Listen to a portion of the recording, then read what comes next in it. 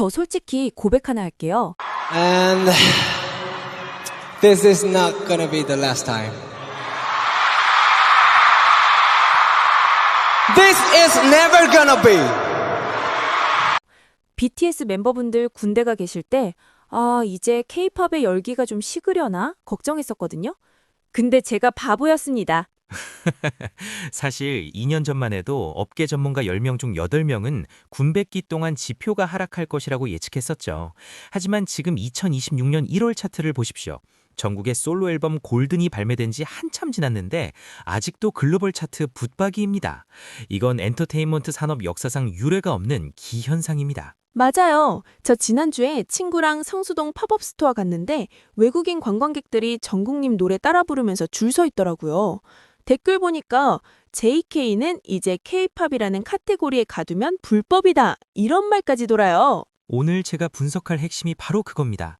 전국은 이제 단순한 아이돌이 아니라 그 자체로 거대한 문화 경제권이 되었습니다.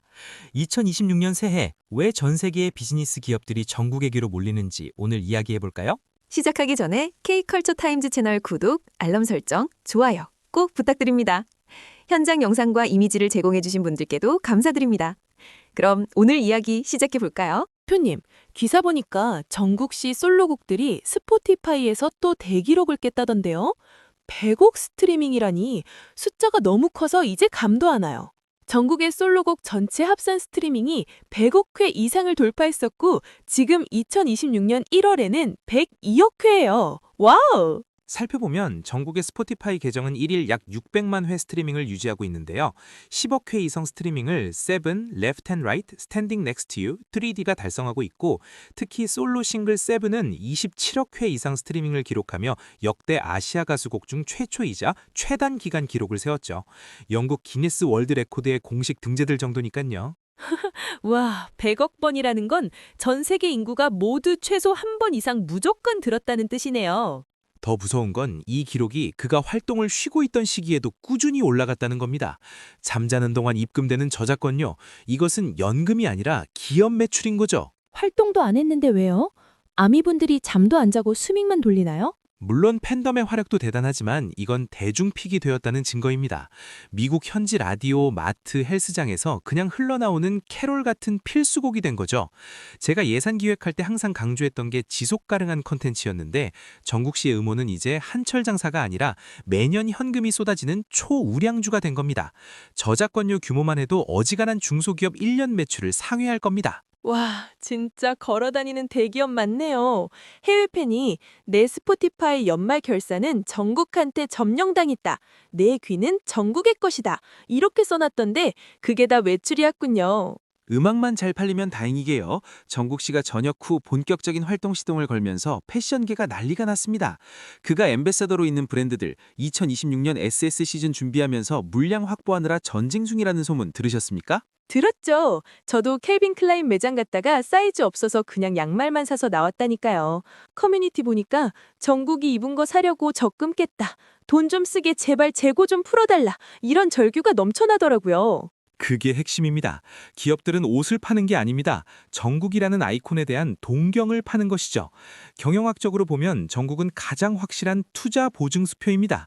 지금 광고계에서는 정국 씨 잡으려고 백지 수표 들고 대기 중이라는 말이 과장이 아닙니다. 진짜 듣다 보니 가슴이 웅장해지네요. BTS 모든 멤버들이 그렇고 특히 정국님도 대단해요. 각자 도생으로도 이 정도였는데 3월에 이분들이 다 같이 뭉친다는 거잖아요? 상상해 보십시오. 혹시 역사책에서 비틀즈 보셨죠? 1964년 비틀즈가 미국에 도착했을 때 미국 전체가 멈췄습니다. 그걸 브리티시 인베이전, 영국의 침공이라고 하죠. 아, 알죠. 공항에서 비명 지르고 난리 났던 그 장면. 감히 말씀드리지만 2026년 4월 월드 투어가 시작되면 우리가 목격할 장면은 비틀즈 그 이상이 될 겁니다. 3월 비틀즈 그 이상이 옵니다. 비틀즈는 TV와 라디오 시대의 영웅이었지만 BTS는 전 세계가 스마트폰으로 1초 단위로 연결된 시대의 영웅들입니다. 단순히 인기 가수의 컴백이 아닙니다.